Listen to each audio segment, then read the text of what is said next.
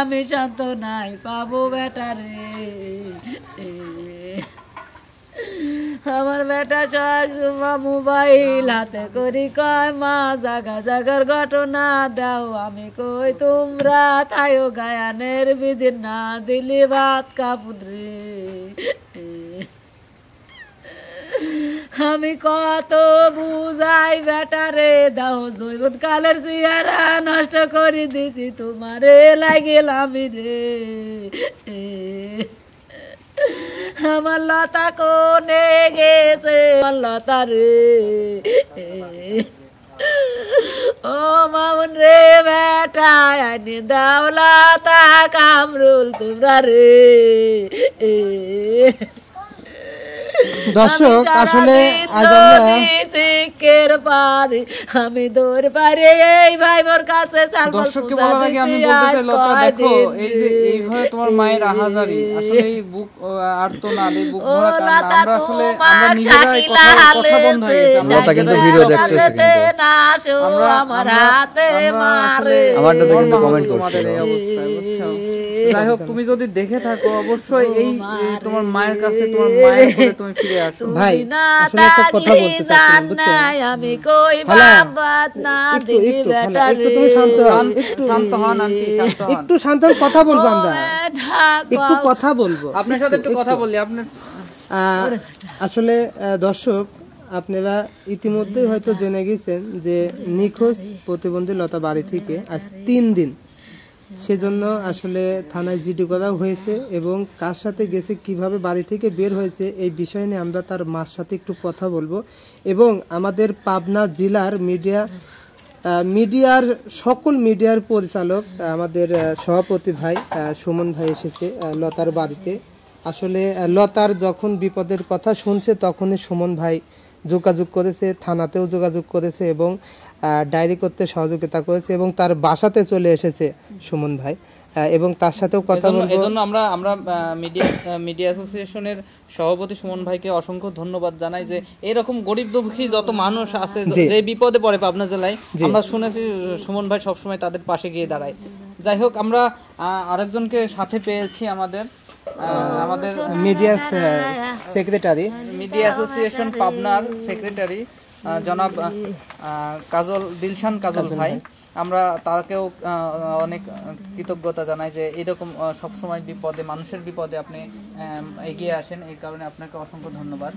যাই হোক আমরা লতার মায়ের আসলে আজকে কথা খুব মানে তেমনটা বলতে পারছে না এবং আমরাও কথা হারিয়ে ফেলেছি লতাকে হারিয়ে। আমাদের তেমন আসলে যেমন আমরা প্রতিবার আসি এত আনন্দ আয়োজনের মধ্যে দিয়ে আমরা আয়োজন করি, এত মজা করি, কিন্তু আজকে কোনো মজা আমাদের বের হচ্ছে না লতাকে। যাই হোক আমরা আমাদের পাশে যেহেতু নতুন 2 জন মানুষ আছে আমরা তাদের থেকে একটু কথা শুনবো। হ্যাঁ, তো আসসালামু আলাইকুম ভাইজান, কেমন আছেন? আসলে ভাইজান একটু দুঃখের মানে কষ্টের কথায় যে লতা আসলে গত শনিবার দিন আমরা সবাই লতাকে এবং অন্ধ কাজলিকে নিয়ে একই সাথে কাজ করেছি, কিন্তু মাঝখানে রোববার গেছে, সোমবার দিন সন্ধ্যার সময় আসলে খোঁজ আসলো যে লতা বাড়ি থেকে বেরিয়ে গেছে। এটা একটা কষ্টকর।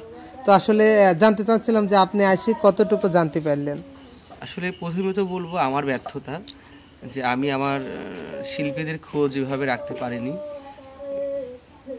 বা কখনোই খোঁজ নেইনি। জি, আজকে যেহেতু এই মুহূর্তে আমি এসেছি, আমার কাছে যেমন কষ্ট লাগতেছে তেমন নিজের কাছে নিজেকে প্রশ্ন করতে মনে হচ্ছে যে আসলে কত প্রতিভা এইভাবে ঝরে যায়। এদের যদি আসলে নার্সারির জায়গা থাকতো, ভালোবাসার জায়গা থাকতো, যত্নের জায়গা থাকতো, এরা অনেক বড় হতে পারতো। ইউটিউবে যারা গান গায়, নাচ করে, আবৃত্তি করে, নাটক করে, অনেকেই আছে অসহায়, একদম মাঠ পর্যায় থেকে উঠে আসা। সেটা আপনাদের মতো যারা ভালো মানুষকে বাসে বা মানুষের পাশে যারা দাঁড়াতে চায় তারাই তুলে ধরে। আমার পাবনা তো অনেকেই আছেন, তাদের মধ্যে আপনারাও পড়েন। আপনারা এই লতাকে নিয়ে অনেক কিছু করেছেন। লতার পরিবারটা এখন লতার গানের পথ দিয়েই চলে এবং লতার বাবা থেকেও নাই, যেহেতু লতার বাবা লতার মাকে দেখে না। লতার মা 3-4টা মেয়ে, বড় মেয়েটা বিয়ে দিয়েছে, লতা মেজো মেয়ে তাকেও বিয়ে দিয়েছিল শুনলাম, সেই স্বামী তাকে প্রতিবন্ধীর কারণে তাকে ঘৃণা করেছে, অবহেলিত করেছে। কিন্তু লতা সেই অবহেলা ঘেন্নাকে পুঁজি না করে সেই শোককে শক্তিতে পরিণত করে সে গানের মধ্য দিয়ে নিজেকে পরিচালনা করেন এবং তার পরিবারকে চালায়। এটা কত বড় একটি ব্যাপার এটা মানুষের জীবনে, যেখানে সুস্থ মানুষ চলাটাই অস্বাভাবিক, সেখানে একটা অসুস্থ মানুষ নিজেকে চালানো বা তার পরিবারকে চালানো। এর মধ্যে আমি যেটা বুঝতে পারলাম যে একটি কালো অধ্যায় তার জীবনে আসার কারণে আমার মনে হচ্ছে কোনো খারাপ কোনো মানুষের কারণে হোক বা খারাপ কোনো কাজেতে হোক বা কারোর চক্রান্তে হোক বা যে কোনো কারণে হোক, মেয়েটা কারো পোলোপামি হোক বা নিজ ইচ্ছা করে হোক বা আমি জানি না সঠিকটা কী হবে, আমার মনে হয় সে বাসার থেকে মিস্টেক আজ 4 দিন, সোমবারের দিন বের হয়েছে, আজকে বৃহস্পতিবার, সোমবার ধরলে আজকে 4 দিন হচ্ছে, 3 দিন গত হয়েছে, 4 দিন চলছে। আমি আজকে সকালে জানতে পেরেছি, জানতে পাওয়ার পরে আমি আমার জয়েন্ট সেক্রেটারি, আমরা তাকে সবাই চিনি মামুন বলতে সবাই তাকে চিনি, তার মাধ্যম দিয়ে আমার জানা, এবং আমি তখন দেরি না করে সময় বিলম্ব না করে আমি পাবনার অ্যাডিশনাল এসপি অপরাধ মাসুদ আলম স্যারকে আমি জানাই, এবং তিনি সঙ্গে সঙ্গে আমার সাথে ছিলেন আমার সাধারণ সম্পাদক, আমার প্রাণপ্রিয় ছোট ভাই এবং আমার সংগঠনের যাকে বলা হয় পান ভোমরা, আমার থেকে সে দায়িত্ববান বেশি এবং আমার থেকে সে সবসময় অ্যাক্টিভ থাকে, সেই দিলশান কাজল আমার সাথে ছিলেন। আমাকে বললেন ভাইয়া এখনই আমাদের যাওয়া উচিত। আমি তাকে নিয়ে তখন গেলাম, যাওয়ার পরে আমার সামনেই তিনি এই থানাটার নাম হচ্ছে আপনার আটঘরিয়া থানার ওসিকে তিনি সঙ্গে সঙ্গে ফোন দিলেন, ভারপ্রাপ্ত অফিসারকে তিনি ফোন দিলেন ওসিকে। ফোন দেওয়ার পরে উনি আমার সামনে এবং আমার সাধারণ সম্পাদকের সামনেই তিনি বললেন যে এই বিষয়টা আমলে নিতে হবে এবং এই মেয়েটাকে আমাদের উদ্ধার করতে হবে, এই মেয়েটাই তার সম্বল এই পরিবারের।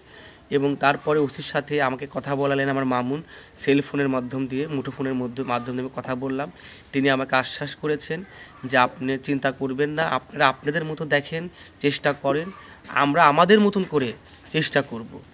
এবং তারপরেও আমার সাধারণ সম্পাদক জয়েন্ট সেক্রেটারি সহ আমাকে কমিটির সকলেই বললেন যে আমরা এখন কী করব। কারণ আমি সাধারণ সম্পাদককে বললাম তাহলে আমাদের এখন যাওয়া উচিত।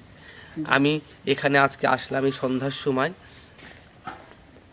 আমি শুধু এখানে আসলামই না, এখানে আসার পরে আমার দায়িত্ববোধ বেড়ে গিয়েছে এবং আমার বিশ্বাস যে আমরা এই মেয়েকে অবশ্যই প্রশাসনের মাধ্যম দিয়ে আমরা উদ্ধার করতে পারবো। ধন্যবাদ ভাই আপনাকে।